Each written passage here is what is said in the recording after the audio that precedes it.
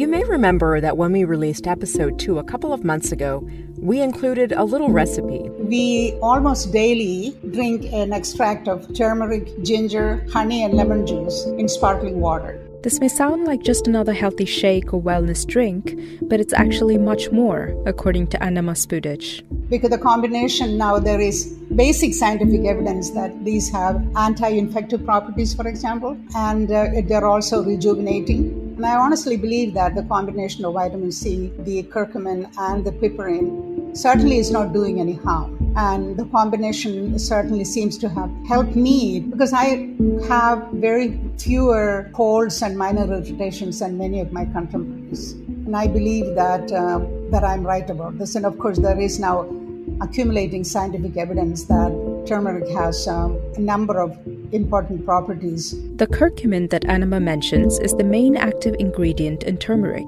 and is proven to fight off inflammation at the molecular level and act as an antioxidant in the body. Turmeric, of course, has long been a staple in Indian cooking and in traditional medicine. Spices like turmeric and other plants known to ancient cultures form the basis for lots of modern medicines, such as aspirin, codeine, and ipecac. Annamma brings a unique background to learning about those traditional systems. I am a PhD from Stanford in cell and molecular biology. About 15 years ago, I left the experimental science lab to explore knowledge systems of India, especially in the botanical medical sciences, and its applications to current biological medical issues. And during this conversation with a scientist, maybe we'll bridge just a tiny little bit that great divide between traditional and modern medicines. This is your bonus episode of Scrolls and Leaves called Chatroom. I'm Gayatri. And I'm Mary Rose. Just some quick notes before we hear from Annamma. Scrolls and Leaves will be back with the rest of Season 1 next year. We're researching episodes now, and we're also looking for supporters. In the meantime, thank you so much for listening, writing in, and really making us feel part of a community. And it would really make our day if you could tell a friend about Scrolls and Leaves, or maybe even rate and review us on Apple Podcasts or Spotify. Thank you. So back to our chat with Annamma. It's no surprise that she was drawn to traditional medical systems. They were part of her life while she was growing up in Kerala. I grew up in a family where Western medical professionals were all around, and yet every single day there were always references to traditional knowledge that as it applied to daily life, especially plant-based food, medicines, cures for ordinary illnesses. All of this were always very much part of our life. And, I'm very well aware of the advantages of the traditional knowledge systems in all different directions in my life. Interesting. Can you give us an example? Maybe there was one particular treatment that your mom used all the time, or when you got sick, something that was given to you. Is there a little story you can tell us? Yes. Most often, if you got a minor cold, for example, we would get something like called mulaga thanni. Mulaga is pepper. Okay? Thanni is water. Basically, it is an extract but you can call it a clear broth made with ground black pepper, tamarind, and maybe some tomato or other things to make it a little more sour or give it some texture. And of course, turmeric was an essential ingredient in this. So there would be turmeric, black pepper, tamarind, and maybe curry leaves. And this extract or a soup, mulaga thanni was supposed to help you with colds and minor fevers and so on. And this was routinely part of our regimen.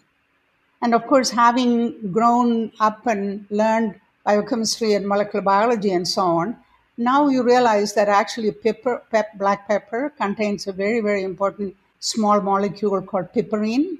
But the more important thing that occurred to me later when I was reading about traditional medicine and its manifestations in different forms is that now we know that piperine is an essential small molecule that makes access of other small molecules into the intestinal tract.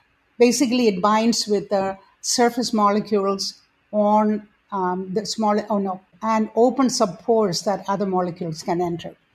into the system. So this kind of combination, these were figured out very long time ago, and this was very much part of our daily life. Another example is when you had aches and pains, basically we would get an oil bath. The oil bath, of course, the xylem was of course was an oil that was made from many different medicines, many different ingredients, and they were used for reducing swelling or joint pains and so on. So every day in one's life, there were always use of traditional medicines in one form or another. Of course, we didn't consider them as medicines. We just considered them as part of daily lives, essentials. So the Indian government has a whole department, the Ayush Ministry, which is dedicated to traditional medicine. And ever since the pandemic began, this ministry is promoting a lot of Ayurveda medicine, and they're even doing some clinical trials. So, of course, it's gotten a mixed reaction. I'm just wondering what your thoughts are about this. Do you think there might be some worth to doing these trials or giving these types of alternative treatments? I have no doubt that traditional medicine has value. 50 of the single molecule drugs we use now in Western medicine originally were derived from plants. That includes starting with aspirin. Okay? But then many of them are some of them are still made from plants. Others were actually then, the structures were identified and they were synthesized, now are chemically synthesized. But the one important issue here is scientifically or documenting by outcome-based studies at least, that these traditional therapies are valuable for which condition. In many cases, traditional medicine actually has a tremendous amount of benefit in chronic illnesses. If you have, appendicitis, you need to go and have your appendix fixed, right? But if you have arthritis, inflammatory diseases, if you have various types of chronic illnesses, traditional medicine has a tremendous amount of value. In many cases, single drug remedies, which are used for long-term chronic illnesses, have also significant side effects. So what traditional medical therapies and formulation seems to do is to bring together modulating molecules or effects that subdue or deal with some of the side effects. But the problem is that in India, there are factions which are so committed to one thing or another. The people who are trained in Western medicine do not want to acknowledge the capability of, the possibilities of traditional medicine. And people who are committed to traditional medicine want traditional medicine not to be subjected to outcome-based studies that actually validate their significance. I think if these two groups could come together and set up controlled studies, I think that is very, very important. But unfortunately, the factions are separated and are very often in their own corners and unwilling to collaborate and cooperate. So just following this thread, traditional medicine or Ayurvedic medicine comes with its own intellectual background, and when you're sort of trying to do these clinical trials with them, are you not taking one kind of knowledge or scientific thinking and trying to fit it within the constraints of another kind of knowledge or scientific method? What is sort of the benefits of that? Or are they essentially two different kinds of systems, each with their own merit and two ways of thinking about the human body? And in that case, how do you go about proving the efficacy of traditional medicine? Yeah, it's a question that has been brought up many times. But for me, the outcome of either of both types of therapies is wellness. This is dealing with disease. And so even though each system is based on different ideas, the molecular medicine looks at diseases in terms of molecules that are aberrant or mutations that is causing aberrant molecules to be made in the body. Traditional medicine looks at the wellness in terms of doshas. Of course, the concept of dosha is probably more difficult to define. But on the other hand, the purpose of both is to give wellness. So we now have molecular methods of measuring wellness. I mean, if I have diabetes, right, you can calibrate the sugar in my blood. Now, whether the lowering of my diabetes is brought about by injecting insulin, which also has side effects, or by using traditional medical decoctions over a longer period of time, because the concentrations of active ingredients in those may be smaller. My goal would be to reduce my diabetes. So I am of the opinion that clinical studies can be set up that could be set up carefully so that outcome can be studied. Of course, understanding exactly how the traditional medical extract works to bring about control of blood sugar will be more complicated, because unlike insulin, the plant extract contains many compounds, and they may be acting on, every disease pathway has many sub pathways. And so a traditional medicine may be acting at different places along the pathway. And that may be one reason why the outcome is slower. But on the other hand, it may also be the reason why there are fewer side effects to many traditional medical therapies. But because the outcome is slower, these clinical trials would have to extend for much, much longer, right? Yes, clinical trials have to be, but of course the other problem with traditional medicine is that the way the traditional medicine are provided nowadays is very different from the classical traditions. Because in the sense that we know that the conditions under which a plant is cultivated changes the chemical composition of the plant.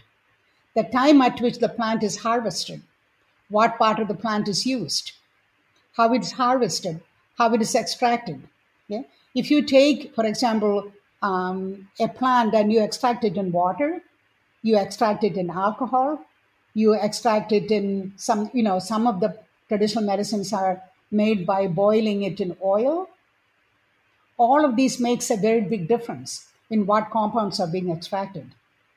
So the challenge is to cultivate medicines, harvest them, and extract them in the traditional way, and then characterize it. There are ways in which you can take a water extract, you can put it through an HPLC column, and you can see what are the peaks, even though you may not identify the peaks. So that there's ways of standardizing it. I wanted to ask you about your visits. You've spent a lot of time learning from traditional practitioners in Kerala. Can you tell us more about that? I spent 3 or 4 years visiting the late, great ashtavaidya Chirattaman Narayana Moose. He was an Ayurvedic physician from a traditional Ayurvedic family called Chirattaman family, Chirattaman Narayana Moose. He was a distinguished ashtavaidya. He has passed away since then. And their family were Rajavaidyas, or Vaidyas to the Maharajas of Kerala and Kochi. And I got in touch with him when I left UCSF and Stanford to study traditional medicine. And not study traditional medicine, but to learn about traditional medicine. And of course, he was at first very disdainful of somebody like me. I don't know if you know Malayalam. So when I went there first, he said to me, "Endana vannathu? What did you come for?" For 4 years, I met him at least 3 times a year. And I have extensive notes of my interactions with him. I would actually like to publish them somewhere, because this was a scholar physician of the traditional kind it was an amazing source of knowledge. But he told me one day, he and I went out into his medicinal garden. He showed me 3 different plants side by side. And he plucked leaves from 3 of them. And he said to me, "Smell them." And I did. Well, one of them had a very different smell than the other 2. And he said, "This is the medicine. The other 2 are related plants, but are not medicines." So the accuracy of the identification of traditional medicine. And he also told me that there are medicines that have to be plucked, collected at a certain time. I also interviewed a folk medical practitioner in my father's village many years ago. And he was someone specialized in the treatment of what is called manasiga rogam, the diseases of the mind. And while he was a very old man when I saw him, probably not as old as I am now, but it seemed to me that very old. And he told me he was not practicing anymore. So among all the conversations, I asked him why. And he said, well, his major therapy had to do with some type of what might be schizophrenia. But, he didn't have that name for it, but the description of the disease sounded like schizophrenia. He said, but the medicine is a plant, which is an itikani, which is a parasite plant that grows on a tree. And he said the plant has to be collected by a naked man. Now, of course, it sounds like the height of superstition, right? And so I heard, I smiled, I wrote it down, and I went away. Years later, when I started to look into plant biology, I realized that medicines and medicinal plants, the concentration of various chemicals change during the time of day, with sunlight, with temperature, the harvesting season, etc. Right? There's a time when plants flower, and they have a different set of chemicals in the plant. So in this case, I realized the reason why he probably said he had to climb the tree at night is that probably a naked man had to climb the tree because he probably had to climb the tree at night because the temperature in the tropical environment is much lower at night, right? And maybe the active ingredient was at a higher concentration when in the cooler temperature. And of course, in many ways, traditional medical, stories, not in the Ayurvedic text, but in folk medicine, is transferred as stories, as legends, and as little episodes that people will remember. So why did the man have to be naked? That's what I'm trying to tell you.